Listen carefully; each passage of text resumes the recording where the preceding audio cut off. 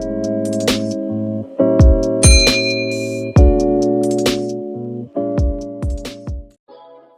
semuanya, balik lagi di Tutor Aja Online Course bareng gue Nael. Dan hari ini gue pengen ngebahas tentang salah satu materi dari mata kuliah pengantar akuntansi yang namanya adalah Bank Reconciliation atau rekonsiliasi bank.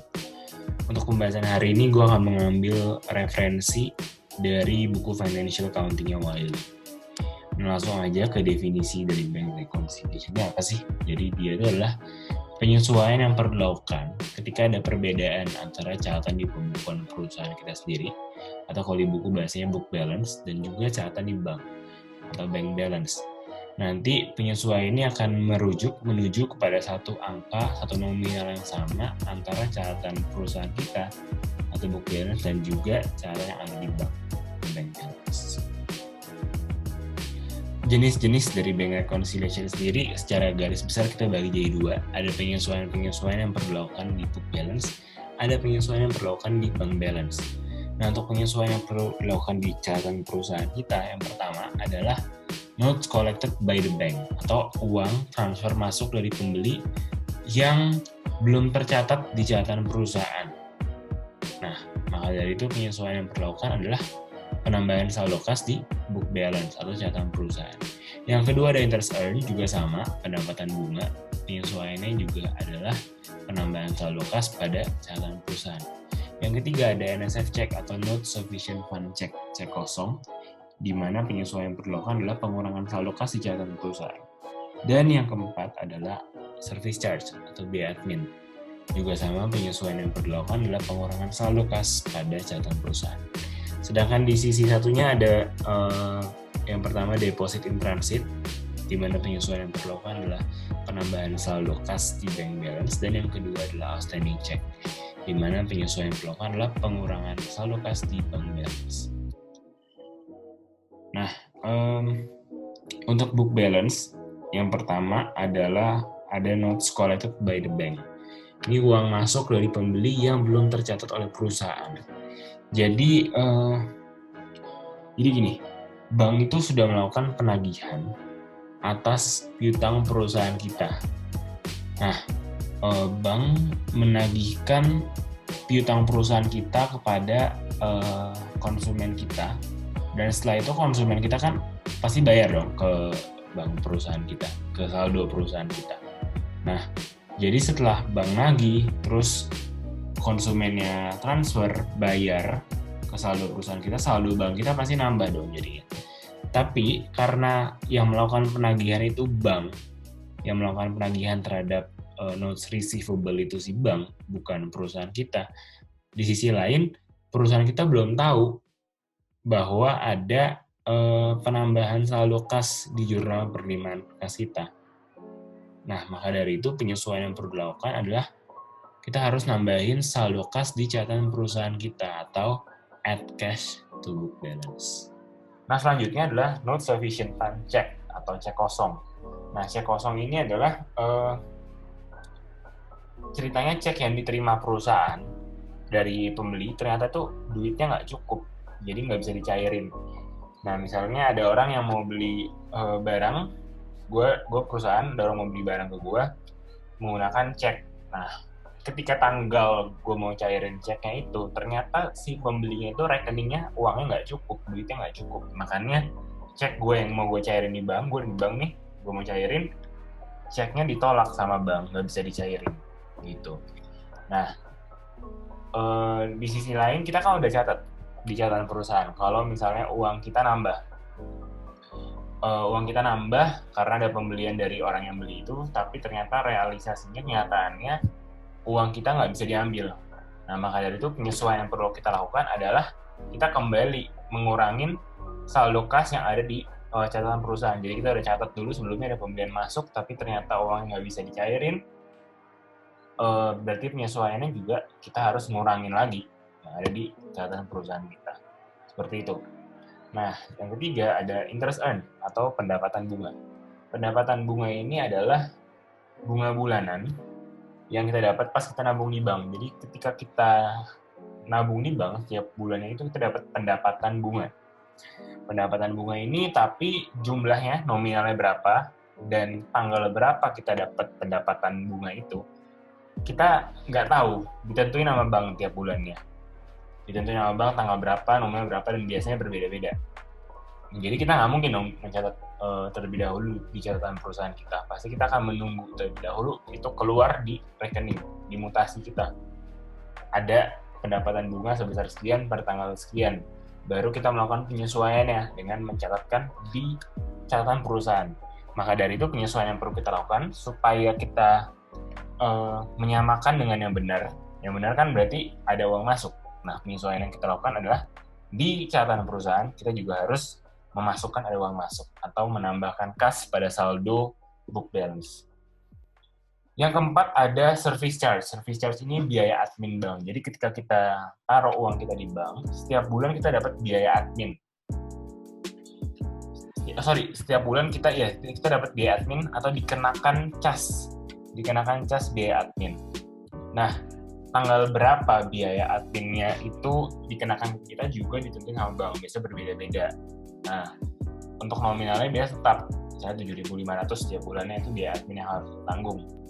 Tapi tanggal berapa kita dikenakannya itu ditentuin sama bank. Jadi kita juga tidak mungkin mendahului dengan catat di catatan perusahaan kita dulu. Jadi yang keluar pertama pasti di bank balance, di mutasi di rekening kita pasti ada pengurangan saldo kas terlebih dahulu, baru kita sesuaikan dengan catatan perusahaan. Maka dari itu penyesuaian yang perlu kita lakukan di sini adalah less cash to book balance, atau kita ngurangin kas di catatan perusahaan kita untuk menyesuaikan dengan yang ada di rekening. Nah, yang berikutnya ada dua aja jenis bank reconciliation, penyesuaian yang harus kita lakukan dari sisi rekening bank atau bank balance. Yang pertama itu adalah deposit in transit atau setoran dalam perjalanan. Nah, jadi ketika orang setor atau transfer kita uang itu nggak selalu masuk ke rekening kita saat itu juga. Misalnya orangnya transfer jam 9 malam gitu. Nah, biasanya itu uangnya baru akan masuk ke rekening kita pada keesokan harinya gitu. Jadi kadang butuh waktu dari pihak bank untuk memproses transferan tersebut. Atau misalnya kalau banknya beda bank juga bisa, butuh waktu antara waktu di mana pembeli atau orang itu transfer kita uang dengan ketika uang itu sudah ada di rekening kita. Nah, ketika orangnya transfer uangnya ke kita kan udah catat di catatan perusahaan. Padahal realitinya uangnya masih OTW, masih dalam perjalanan. Nah, maka dari itu penyesuaian yang harus kita lakukan udah benar. Ada pembelian masuk, udah ditransfer benar di catatan perusahaan. Nah, penyesuaian yang kita harus lakukan adalah menambahkan juga di rekening kita atau add cash to bank balance. Nah, yang terakhir adalah outstanding check atau cek yang beredar. Nah, cek yang beredar ini misalnya gue bayar supplier nih lewat cek yang jatuh temponya tanggal 20 Juni gitu misalnya. Tapi di tanggal itu si suppliernya kelupaan buat cairin cek ini. Sekarang suppliernya yang kelupaan buat cairin cek. Nah, karena si suppliernya belum cairin ceknya, makanya uang di rekening kita itu belum berkurang. Padahal kita udah catat di pencatatan perusahaan bahwa tanggal 20 Juni ini kita sudah mengeluarkan uang untuk pembayaran ke si supplier. Tapi realitanya uangnya belum benar-benar keluar karena si suppliernya kelupaan cairin ceknya. Maka dari itu penyesuaian yang harus kita lakukan di sini adalah kan book balance-nya udah benar. Book balance-nya udah berkurang benar. Sekarang penyesuaian yang harus dilakukan adalah mengurangi saldo kas di bank balance di rekening atau less cash to bank balance. Nah, kita langsung aja ke contoh soal. Ada satu perusahaan namanya PT Raharya Jaya dan di sini diberikan 6 keterangan terkait dengan rekonsiliasi banknya. Si PT Raharya Jaya ini ceritanya tanggal 30 Juni si PT Raharya Jaya ini melaksanakan rekonsiliasi bank. Dia mau menyesuaikan transaksi-transaksi dari bank statement dan book balance-nya dia. Gitu. Nah, sekarang satu-satu aja. Yang pertama itu ada saldo kas. Menurut catatan perusahaan adalah 4.500.000. Jadi ini adalah book balance-nya. Sedangkan saldo kas menurut rekening bank itu 4.692.500. Ini adalah bank balance-nya. Jadi kita catat dulu pertama. Di atas saldo awalnya berapa? Ini berbeda kan? Nah, tugas kita adalah menyesuaikan angkanya ke angka yang paling benarnya nanti. Harus menuju kepada satu nominal yang sama antara bank dan balance. Nah, keterangan kedua, ada setoran sebesar 100.000 belum tercatat pada rekening bank. Ini artinya ada setoran sebesar 100.000 tapi uangnya yang belum masuk ke rekening bank kita. Nah, ini kan tadi seperti yang kita udah bahas, itu adalah deposit in transit. Jadi setorannya masih dalam perjalanan. Nah, kita masukin tadi deposit in transit, penyesuaian yang harus kita lakukan adalah kita menambahkan saldo kas di bank balance sebesar 100.000. Keterangan berikutnya yang ketiga adalah PT Raharja Jaya itu dikenakan cas biaya admin pada bulan Juni sebesar 7.500. Tapi transaksi itu baru aja diketahui ketika kita lagi nyusun rekonsiliasi banknya ini. Nah, penyesuaian yang harus kita lakukan tadi adalah ini service charge. Penyesuaian yang harus kita lakukan berarti tadi adalah mengurangi saldo kas pada pencatatan perusahaan atau less cash per book balance. Keterangan berikutnya ada yang keempat, ini harusnya 456. Yang keempat itu adalah cek yang diterima dari seorang pelanggan bernama Yusto Ilham sebesar 500.000. Nah, ceknya ini nggak bisa dicairkan karena pada tanggal itu si Yusto Ilhamnya rekeningnya tidak cukup. Jadi ceknya kosong, not sufficient fund, cek. Nah, tadi penyesuaian yang harus kita lakukan di sini adalah kita mesti mengurangi saldo kas pada pencatatan perusahaan kita. Penyesuaiannya seperti itu. Kita kurangin lagi. Nah, yang kelima berikutnya adalah cek yang beredar sampai 30 Juni 2020 adalah sebesar 300.000. Pertanyaannya seperti itu. Jadi sampai tanggal dimana kita nyusun rekonsiliasi bank masih ada cek beredar sebesar 300.000. Maka dari itu penyesuaian yang perlu kita lakukan tadi untuk outstanding check adalah pengurangan saldo kas di bank statement sebesar 300.000. Nah, yang terakhir, keterangan terakhir ada bank itu sudah menagihkan piutang sebesar 500.000. Tapi transaksi itu baru diketahui oleh perusahaan pada tanggal penyusunan ini ternyata. Ternyata ada 500.000 pembelian uang masuk yang kita kemis buat catat. Nah, penyesuaian yang harus dilakukan ya udah tinggal kita catat bahwa ada uang masuk sebesar 500.000. Nah, dari sini kita sudah selesai semua keterangannya, transaksinya kita sudah catat semua, tinggal kita jumlahkan baik itu di book statement maupun di bank statement. Nah, dari hasil penjumlahan itu kita mendapatkan angka jumlah yang sama. Berarti ini kita sudah mencapai objektif kita bahwa kita sudah menyesuaikan antara catatan perusahaan dengan catatan di bank itu sudah sama. Nah, langkah selanjutnya apa? Sudah melakukan rekonsiliasi bank seperti ini. Untuk 3 transaksi tadi yang penyesuaian pada book statement, pada catatan perusahaan, kita kan mesti bikin pencatatan perusahaan itu seperti apa sih? Nah, pencatatan perusahaannya kita bikin seperti ini. Yang pertama adalah biaya admin. Tadi kan kita sudah membahas bahwa kalau biaya admin itu less cash to book balance, harus ada pengurangan saldo kas di catatan perusahaan. Nah, kas berkurang di catatan perusahaan itu posisi normalnya seperti yang kita pelajari pada bab sebelumnya adalah kas berkurang di kredit.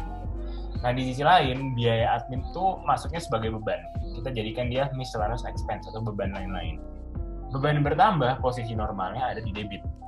Nah, makanya itu tinggal jurnalnya beban di debit pada cash yang berkurang itu di kredit sebesar 7.500 nominal dari beban biaya administrasinya itu. Yang kedua adalah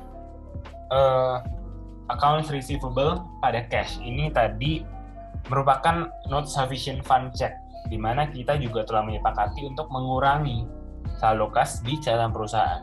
Sama kayak tadi, kas berkurang masuknya di kredit 500.000. Di sisi lain ada piutang yang kembali masuk.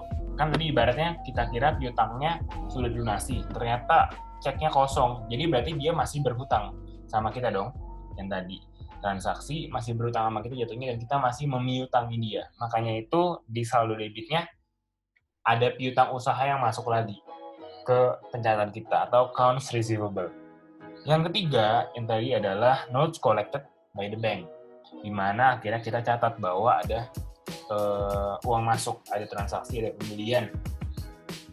uang masuk, kas masuk, posisinya bertambah seperti biasa di debit, dan di sisi lain ada piutang usaha yang sudah dilunaskan.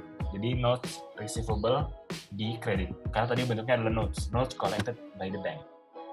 Jadi seperti itu. Yang perlu diingat hanyalah kalau kas berkurang tadi less cash to book balance. Jadi penyesuaiannya tinggal kas di kredit seperti biasa. Kalau add cash to book balance seperti biasa, kas bertambah selalu di debit. Seperti itu aja. Halo guys, gue Nael, salah satu tutor di Tutor Aja. Gue pengen ngucapin terima kasih banyak kalau nonton video barusan. Teman-teman boleh banget buat like, komen, serta subscribe channel Tutor Aja karena akan ada banyak banget video menarik lainnya kayak yang ada di sini. Thank you guys for watching and see you on the next video.